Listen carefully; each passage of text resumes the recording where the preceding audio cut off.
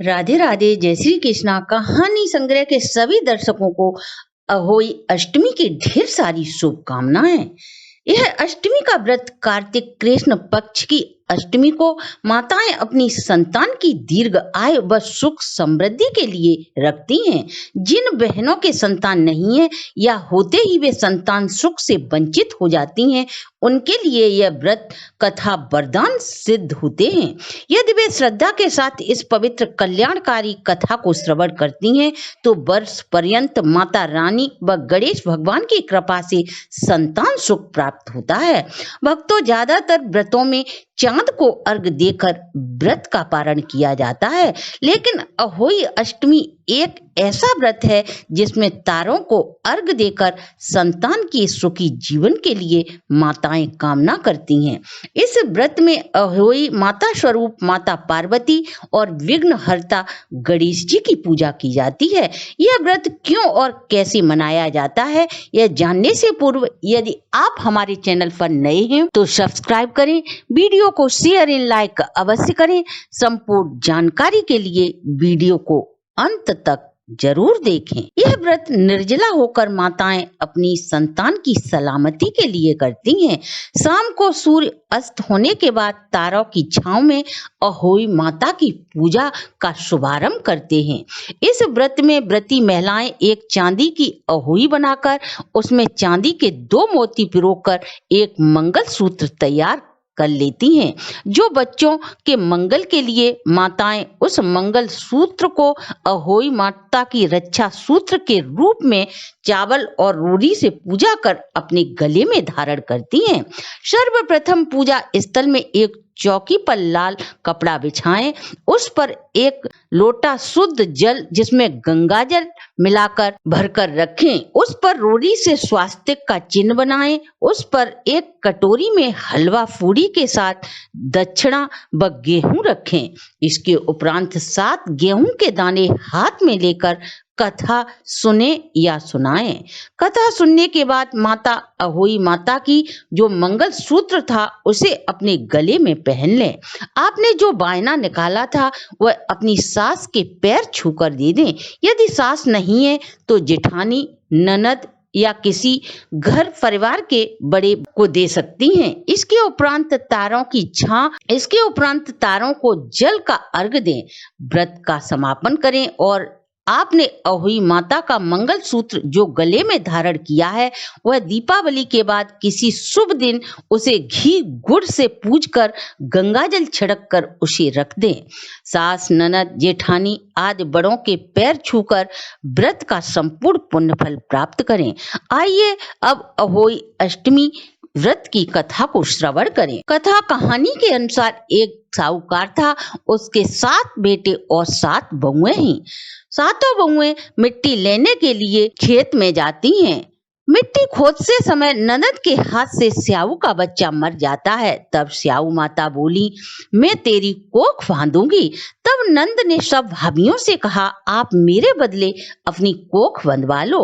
तो 6 भाभियों ने मना कर दिया, परंतु छोटी भाभी ने सोचा अगर मैं अपनी कोख नहीं बंधवाऊंगी तो सासू माँ नाराज हो जाएंगी, इसलिए उसने अपनी कोख बंधवा ली।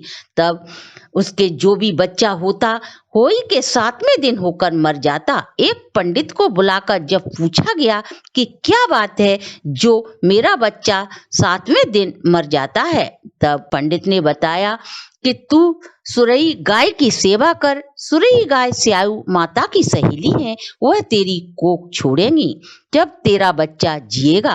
वह सुबह जल्दी उठकर सुरई गाय की सेवा में लग जाती। गौ माता ने सोचा कि आजकल कौन मेरी सेवा कर रहा है, मेरी बहुएं तो काम करते हुए लड़ाई झगड़े करती हैं। तो गौ माता सुबह उठकर देखती है कि साहूकार के बेटे की बहू मेरा सारा काम करके जाती है। गौ माता बोली, बेटी तेरी क्या इच्छा है जो तू मेरा इतना काम करती है, मांग, क्या मांगती है। तब साहूकार की बहू बोली, मुझे वचन दो। गौ माता ने वचन दिया और वह बोली, स्याऊ माता आपकी सहेली है और स्याऊ माता ने मेरी कोख बांध रखी है, सो तुम मेरी कोख छुड़वा दो। तब गौ माता ने 7 समुद्र पार सहेली के पास जाने के लिए रास्ते में चल दी। रास्ते में धूप थी, अतः वे दोनों एक पेड़ के नीचे बैठ जाती हैं। थोड़ी देर में एक सांप आया और उस पेड़ पर गरुड़ पंखनी के जो बच्चे थे उनको डसने लगा। साहूकार की बहू ने सांप को मारकर ढाल के नीचे ढक दिया और गरुड़नी के बच्चे बचा लिए। जब गरुड़नी आई और साहूकार के बेटे की बहू को चोंच मारने लगी तो वह बोली, मैंने तेरा बच्चा मारा नहीं, परंतु मैंने तो तेरा बच्चा सांप से बचा लिया है। तब गरुड़नी बोली, बोल क्या मांगती है, मांग ले। तब वह बोली, 7 समुद्र पार स्याऊ माता रहती हैं, हमें उनके पास पहुंचा दो। गरुड़नी दोनों को अपनी पीठ पर बिठाकर साहू माता के पास पहुंचा देती है। साहू माता बोली, आओ बहन, बहुत दिनों बाद आई हो। साहू माता बोली, मेरे सिर में बहुत जूं पड़ गई हैं। फिर साहूकार की बहू ने उसकी सारी जूं निकाल दी। तब स्याऊ माता बोली, तूने मेरी बहुत भलाई की है, इसलिए तेरे 7 बेटे और 7 बहुएं होंगे। तो बहू बोली, मेरे तो एक भी बेटा नहीं है, 7 कहाँ से होंगे। तब स्याऊ माता बोली, क्यों नहीं होंगे। तब वह बोली, पहले मुझे वचन दो। स्याऊ माता ने कहा, अगर मैं वचन से फिरूं तो धोबी के घाट की कांकरी हो जाऊं। तब साहूकार की बहू ने कहा, मेरी कोख तो आपके यहाँ बंधी पड़ी है। तब स्याऊ माता बोली, तूने मुझे ठग लिया, मैं तेरी कोख खोलती नहीं, परंतु अब तो वचन में बंधी हुई हूँ, अतः मुझे खोलनी ही पड़ेगी। जा, तेरे घर 7 बेटे 7 बहुएं मिलेंगी, तू जाकर उद्यापन करना, 7 मंडियां करना, 7 कढ़ाई रखना। घर पर वो गई तो देखा 7 बेटे और 7 बहुएं बैठी हैं। बहुत सा धन घर में भरा पड़ा है। उसने जल्दी से 7 ओई माणी, 7 उद्यापन का सामान तैयार किया, 7 कढ़ाई रखी। सारी जेठानी बोली, जल्दी जल्दी पूजा कर लो, नहीं तो छोटी रोने लग जाएगी।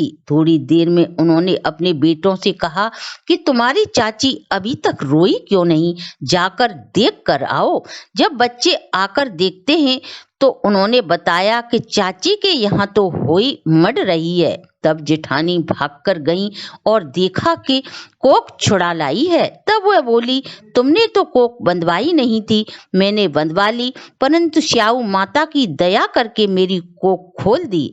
हे स्याऊ माता, जैसे साहूकार की बेटे की बहू की कोख खोली, वैसे ही कहने या सुनने वाले व परिवार के सभी महिलाओं की कोख खोलना।